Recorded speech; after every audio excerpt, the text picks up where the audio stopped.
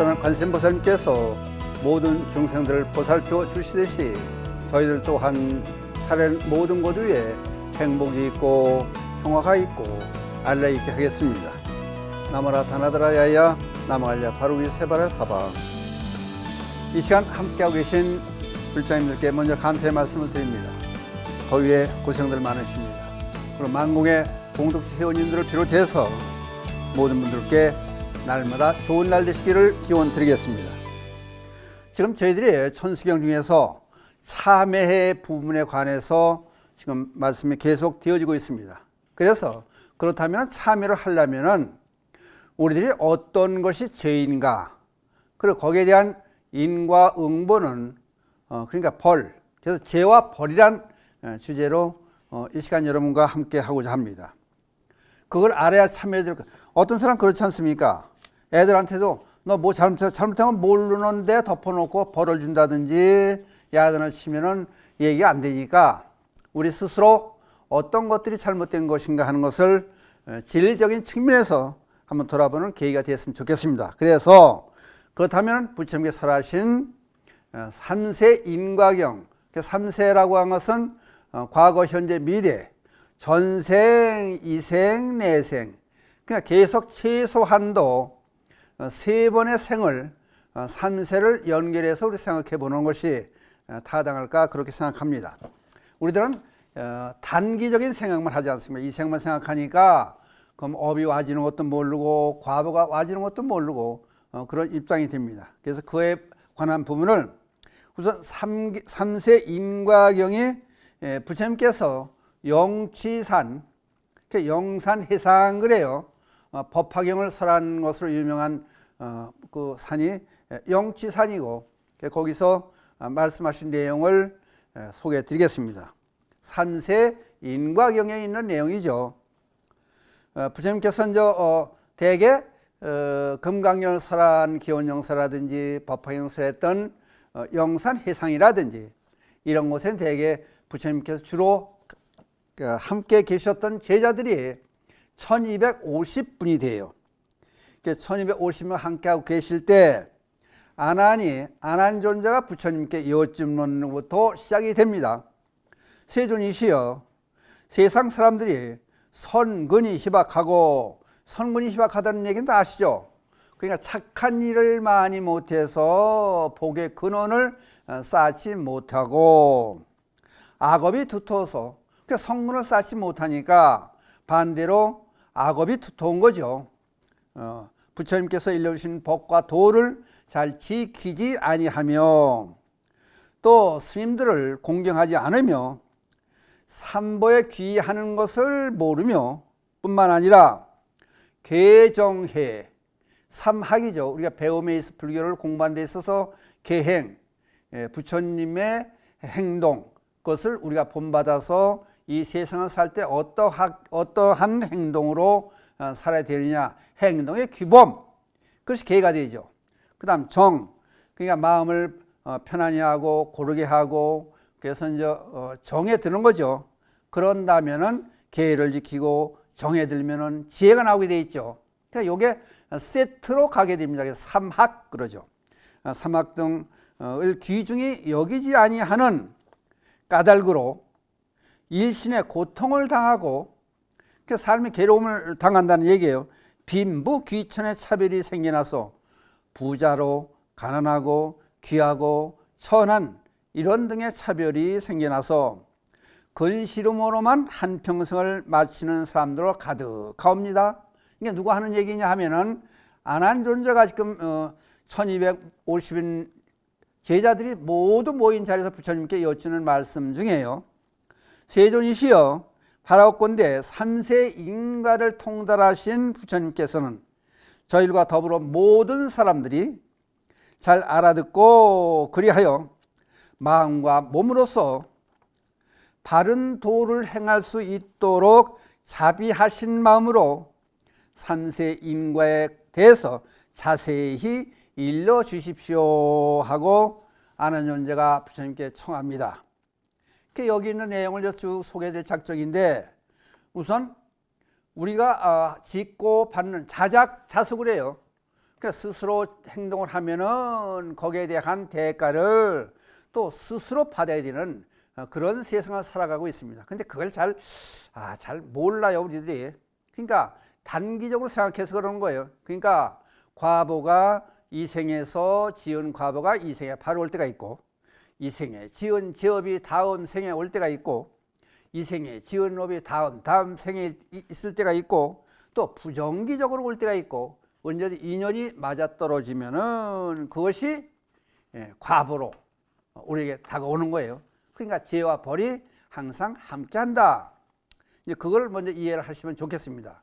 이제 불자들이 지키는 5계가 있죠. 5가지 계율.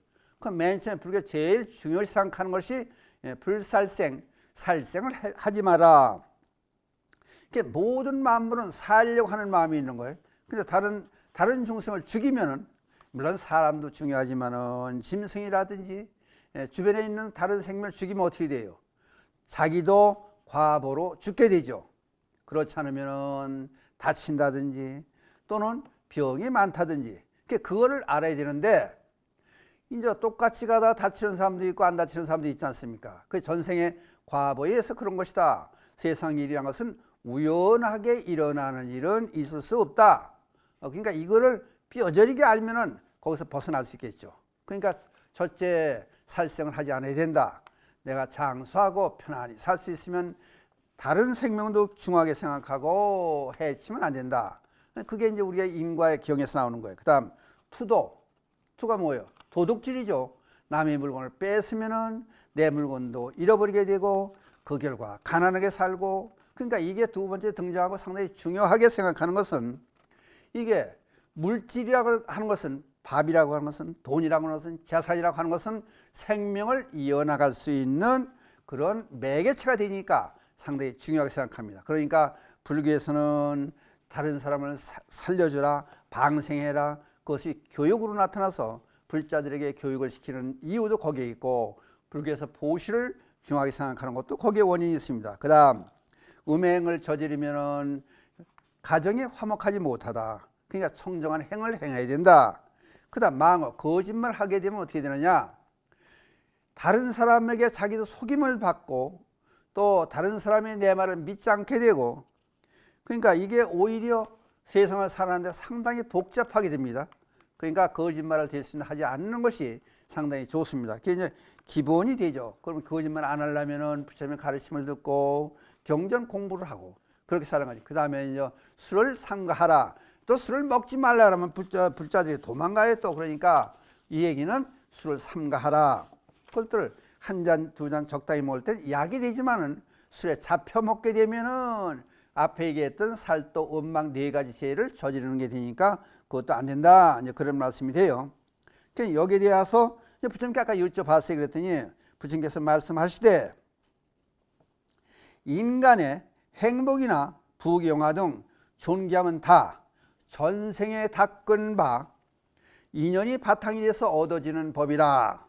따라서 다 같이 하나의 몸으로 태어나서, 다 같이 태어나서 손과 눈이 우리들은 다 똑같지 않습니까? 같으며 또 같은 태양 아래서 또 같은 공기를 마시며 살아가되, 착한 사람이 있고 악한 사람이 있고 잘 사는 사람과 못 사는 사람으로 나뉘어서 그 삶이 각양각색이니 그 까닭은 자작자수로다. 스스로 지은 행동에 대한 과보를 스스로 받는 까닭이니라. 이것이 결코 인과 응보를 하는 것이니라. 그러니까 제가 슬쩍슬쩍 해석도 해가면서 부처님 말씀을 여러분께 전해드리고 있습니다. 스스로 지어서 스스로 받기 때문이라. 그러므로 삼세인과 법문을 들려주는 연우는 삼세인과 모든 중생에게 다시 없는 소중한 까닭이기 때문에 이를 받들어 지니는 세세생생에 나고 죽고 또 다시 나고 죽고 이렇게 계속 윤회를 계속하더라도 온갖 복록을 누릴 것이며, 이를 지성껏 염성해서 이런 인과의 도리를 잘 알고 가벼이 여기지 말아라. 이제 이게 부처님께서 안한존자를 비롯한 부처님 제자 1250인들에게 해주신 말씀이에요. 그럼 이제 하나하나 조목조목 시간 나는 대로 한번 얘기를 이어나가기로 하겠습니다. 다른 사람이 스승이 되어서 다른 사람을 가르치는 사람은 전생에 어떤 과부를 지었느냐? 전생에 부처님의 경전을 설할 때 청정한 마음으로 듣고 새겨서 행한 과본이라. 말을 듣는다고 해서 그 중요한 게 아니라 실천하는 것이 상당히 중요합니다. 그러니까 부처님 법도 우리들이 여러분들께서 절에 가서 스님들께 또는 방송을 통해서 또는 책을 통해서 경전을 통해서 해설서를 통해서 공부가 되어 있으면은 그것을 하나하나 실천하는 그런 게 상당히 중요하다. 맨날 입으로만 외운다고 해서 배부르게 아니듯이 실천하는 것이 상당히 중요하다. 그 다음에 금생에 총명해서 재주가 좋은 사람은 왜 그러냐? 전세에 경전을 널리 보급을 했고 스님이나 공부하는 이들에게 도움을 준 과보다. 그러니까 불법이 진리가 되니까 이것이 널리 세상에 퍼져나갈 수 있도록 경전 근본이 되는 것이, 기준이 되는 것이 바로 경전을 전해주고 보급하고 그런 결과가 되지 않습니까? 그 다음에 금생에 높은 관직에 올라서 사람들을 통솔을 하는 사람, 고위직에 있는 사람, 이런 사람들은 어찌해서 그러냐? 전생에 불상을 조성했었거나 또 불쌍하고 가엾은 사람들을 구제해 준 과보로 금생에 높은 관직에 오를 뿐만 아니라 또는 여러 사람들을 통솔하는 그런 지위에 있게 된다. 그러니까 불상을 조성한다는 얘기는요, 여러 사람이 불상을 조성함으로 해서 부처님께 귀하고 신심을 내게 되고 또 바른 행동을 하게 되고 이것이 세상에 이어질 수 있도록 그 끈을 연결의 고리를 마련하는 것이 상당히 중요합니다. 그래서 불사가 그만큼 중요하다는 말씀을 우선 여러분이 아셨으면 좋겠고, 그 다음에 금생에 부부가 화목하고 귀자 다복한 사람, 자식이 귀하고 많고 또 복이 많은 그런 사람들은 어째서 그러냐? 전생에 정법을 순상하고, 그러니까 미신에 치우쳐서 헛된 믿음을 믿지 않고, 그러니까 인과응보를 바르게 믿고 그 뜻이 되는 거예요. 그 다음에 많은 선근을 지은 과보다. 그러니까 그냥 물론 이 생에 노력해서 살면 어느 정도의 부자는 되겠지만은 전생에 좋은 복을 많이 쌓았고 부처님의 정법을 항상 받들어 모시고 실천하고 많은 선근을 닦은 사람들은 어떠냐? 금생에 부부가 화목하고 귀자 다복한 사람이라. 그럼 이렇게 안 한 사람은 어떻게 될 것이냐? 부부가 만나더라도 원수지간이 만난다. 이거 여러분들 잘 생각하셔야 돼요. 부부가 티격태격 싸우고 이혼하고 어려운 경우를 많이 겪는 사람들은 전생에 원수지간이 부부로 만난다. 그러니까 원수를 안 만나기 위해서라도 좋은 일을 많이 하고, 그러니까 결혼하는 게 중요한 게 아니에요. 결혼해서 배우자를 누굴 만나느냐? 이게 상당히 중요합니다.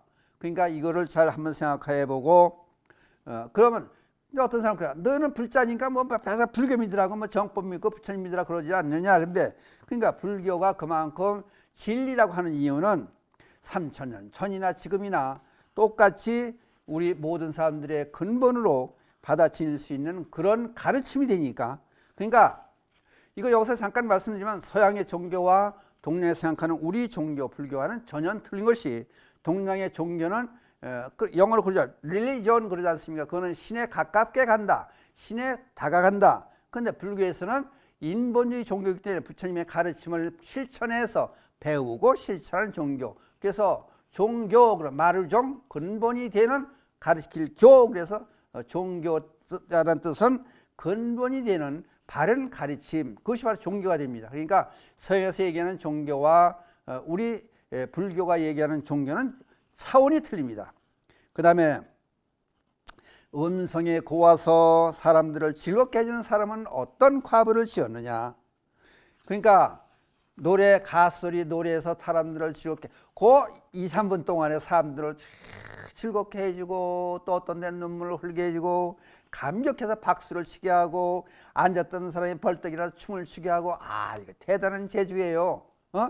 음성이 좋아서 가수들 또는 아나운서들이라든지 많은 사람들이 음성이 고와서 사람들을 즐겁게 해주는 사람들의 과보는 전생에 범종불사를 잘 하였기 때문이다. 이것도 중요한 거예요.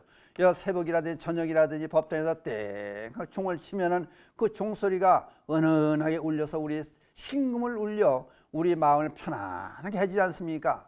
그러니까 여러분들 목소리 좋고 가수가 되고, 요새 또 애들하고 저 돌잔치에 갔더니요, 옛날에는 이것저것 세상의 물건을 전부 차려놓더니 이제는 뭐 돈하고 마이크 놓고 앉아, 떡 놓고 앉아서 엄마들이 마이크에다 자꾸 애를 갖다 들이밀어요. 그거 잡으라고. 그 왜 그러냐 했더니 가수가 되면 돈 잘 벌고 좋다고 그런 거예요. 무조건 다 되는 거 아니에요. 그러니까 범종불사, 그게 가수와 음성이 좋은 사람과 연결이 된다는 것을 이 시간을 들어서 다시 한번 생각해 보셨으면 좋겠습니다. 다음에 금생에 부모를 잘 모시고 화목하게 잘 사는 사람은 어떤 과보를 지었느냐? 전생에 여러 사람과 더불어 도를 잘 닦으며 불경을 청정한 마음으로 읽은 과보가 부모를 잘 모시고 화목하게 사는 사람들이더라. 그러니까 이 불경을 청정한 마음으로 읽고 그 다른 사람의 듣게 큰 소리로 잘 읽는 것도 도움이 되는 거예요. 그냥 그게 사람 마음을 편안해 해주고 세상의 공기를 맑게 해주고 세상의 기운을 맑게 해준다는 얘기죠. 그러니까 금생에 부모를 잘 모시고 하는 사람들은 전생에 여러 사람과 더불어 도를, 부처님의 가르침을 잘 닦아 익히고 그 다음에 불경을 청정한 마음으로 읽었던 과보연이나, 그 다음에 이것도 참 좋아하겠어요. 여러분들께서 금생에 얼굴이 맑고 예쁜 사람은 어떤 과보를 지었느냐? 전생에 등 또는 꽃, 이게 꽃공양이 참 좋다고 그래요. 등은 불을 밝히지 않습니까? 그러니까 초를 올린다든지 또는 등을 밝힌다든지 부처님 전에 꽃을 올린다든지, 이것은 금생에 이제 얼굴이 맑고 예쁜 사람들은 꽃, 그러니까 여자분들이 꽃을 좋아하는 이유가 막 이래서 그런 것 같아요. 그러니까 꽃공양을 많이 올리는 분들은 얼굴이 예쁘고 미인이 된다. 그걸 한 번쯤 이 대목을 제일 좋아하실 것 같아요. 그 다음에 금생에 부부간에 화목한 사람은 전생의 약속을 잘 지키고 신의를, 믿음을, 사랑과 사랑 간의 믿음, 신의를 존중한 과보로 금생의 부부간에 서로 화목하게 즐겁게 잘 산다. 먼저 말씀드린 왼수지간으로 만나지 부부가 왼수를 만나는 사람이 많다는 거예요. 그러니까 그렇지 않으려면 어떻게 해요? 약속도 잘 지키고 다른 사람을 믿고 존중하는 그런 바탕이 되어야 된다. 그 다음에 금생에 비천해서 사람답게 살지 못하는 사람은 왜 그러냐? 전생에 남을 학대하고 괴롭힌 과보로, 다른 사람 괜히 괴롭히는 사람이 있지 않습니까? 이 말 와서 다른 말을 바꿔서 전하고 사람 간에 싸움 붙이고 그런 사람은 이 생에 태어나면 어떻게 돼? 다음 생에 태어나면 비천하고 천박하고 사람답지 못하게 삶을 산다. 그 다음에 금생에 남에게 시기를 당하며 부당하게 천대를 받는다.